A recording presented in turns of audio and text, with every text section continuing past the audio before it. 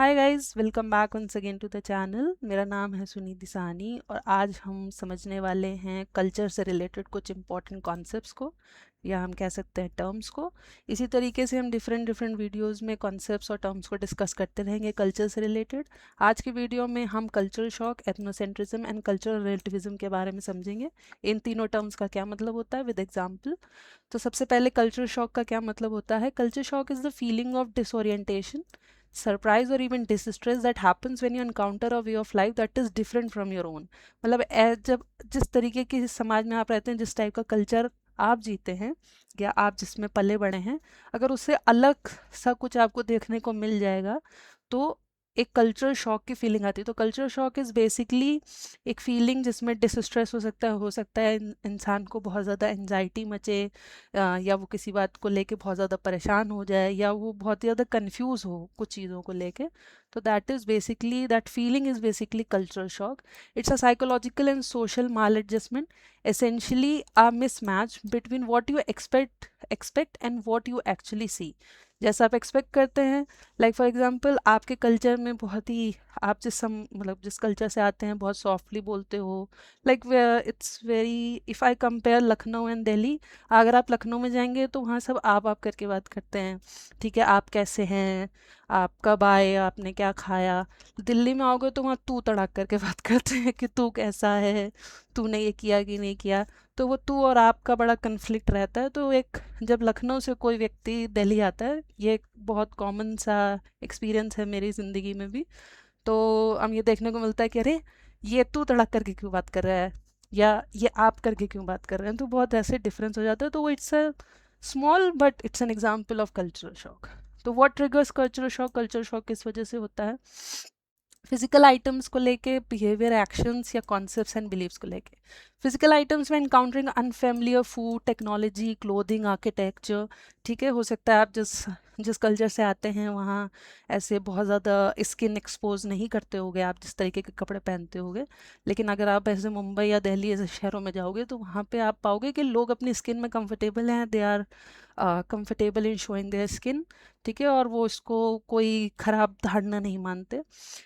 दूसरा है behaviours and action, seeing people interact in a way that seems strange, जो कि मैंने आप और तू का एग्जांपल दिया। Different way of greeting, eating, personal space. ऐसा नहीं है दिल्ली में जिस अगर तू तड़ाक करके बोलते हैं तो वो कुछ ख़राब है। वो उनका बोलने का तरीका है, वो उनके अपनेपन का तरीका है। Concepts and beliefs, hearing new ideas, religious practices that contradict your own world view, तो भी एक कल्चर शॉक आता है। Culture shock is often the result of ethnocentrism, expecting your culture to be the normal one. देखिए, ethnocentrism का मतलब होता है जब आप अपने कल्चर को बहुत ही ज़्यादा, ये कहते हैं ना, इंपॉर्टेंस देते हैं, या ये कह दीजिए जहाँ पे आप अपने कल्चर को इतना ज़्यादा सुपीरियर मानते हैं कि दूसरे कल्चर को आप एक्सेप्ट ही नहीं कर पाते हैं।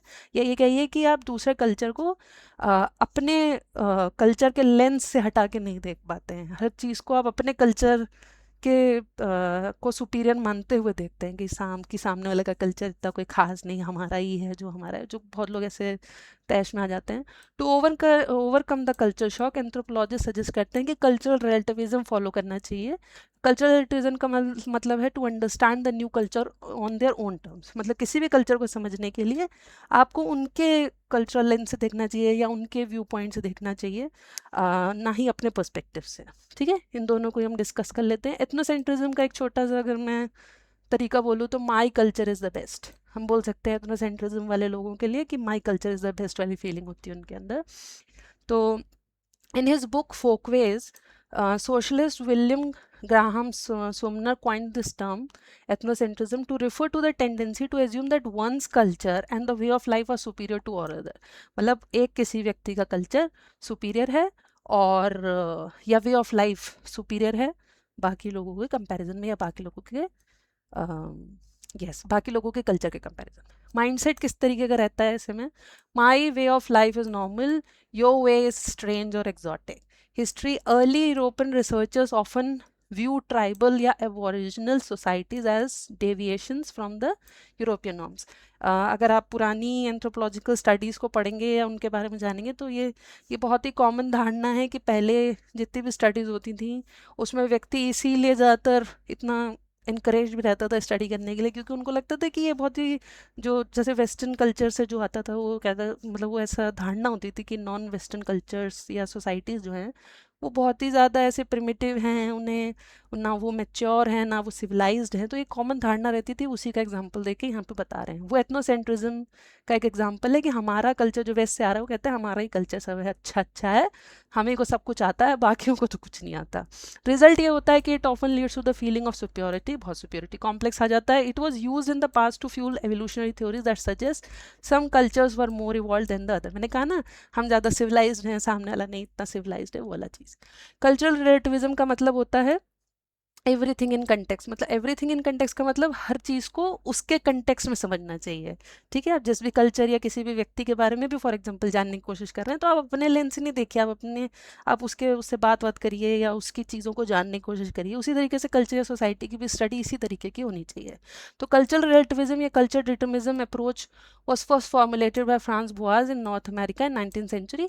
फ्रांस बोआज को एक क्रेडिट जाता है कि उन्होंने कल्चरल रिलेटिविज्म का सजेशन दिया, moving away from the armchair anthropology, उसको क्रिटिसाइज करते हुए एथनोसेंट्रिज्म के कॉन्सेप्ट या कह दीजिए धारणा को क्रिटिसाइज करते हुए उन्होंने कल्चरल रिलेटिविज्म का सजेशन दिया। He says no culture should be judged by the standard of other, अपने स्टैंडर्ड से ना जज करो, दूसरे के बातों को समझो। Cultural relativism views people's behaviour from the perspective of their own culture. ठीक है, मतलब उनके ही कल्चर के पर्सपेक्टिव से, मतलब अगर मान लीजिए मैं ये कोई कल्चर है इसके बारे में समझने की कोशिश करें तो मैं इसी के पर्सपेक्टिव से इसको समझूंगी, ना कि अपने पर्सपेक्टिव से। ठीक है, it places a priority on understanding other culture rather than dismissing them it is strange, मतलब दूसरों को स्ट्रेंज है ऐसा मत समझो, प्रायोरिटी तो उनकी अंडरस्टैंडिंग को।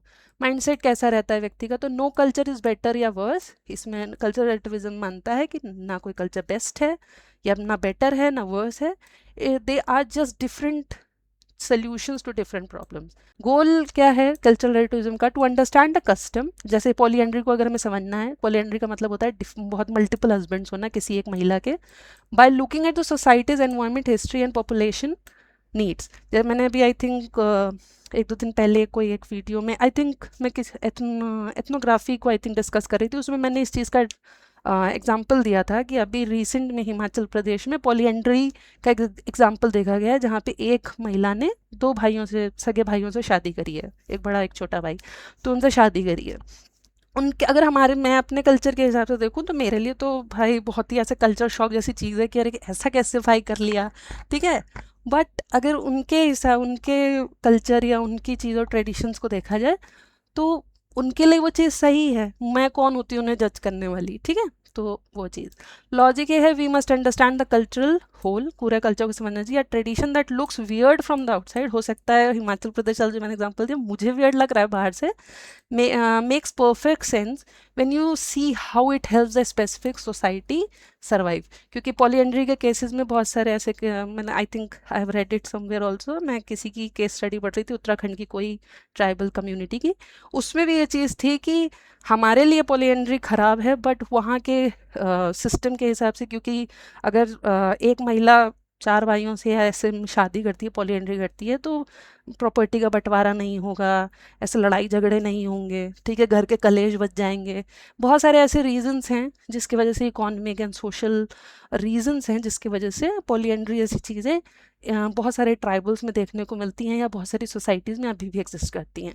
तो मैंने यहाँ पे एक समराइज़ कर दिया, एथनोसेंट्रिज्म है judging others by your own standard, अपने स्टैंडर्ड से देखते हो। विलियम सुमनर का ये एग्जाम्पल है। रिस्क ये है एथनोसेंट्रिज्म करने में, ये प्रॉब्लम ये है कि प्रेजुडिस एंड एरोगेंस आ जाता है व्यक्ति के अंदर। कल्चरल रिलेटिविज्म की खासियत ये है कि judging others by their standards not our standards, उन्हीं के स्टैंडर्ड्स, उन्हीं के व्यू पॉइंट्स उन्हें समझना। फ्रांस बोआस का को क्रेडिट जाता है इसका। रिस्क ये है इग्नोरिंग ह्यूमन राइट्स वायलेशन, क्योंकि कभी कभी कुछ ऐसे केसेस हो जाते हैं जहाँ ह्यूमन राइट्स वायलेशन हो सकते हैं। ठीक है, इतना कुछ नहीं। आई होप आपको ये समझ में आया हो तीनों चीज़ें, cultural shock, ethnocentrism, cultural relativism.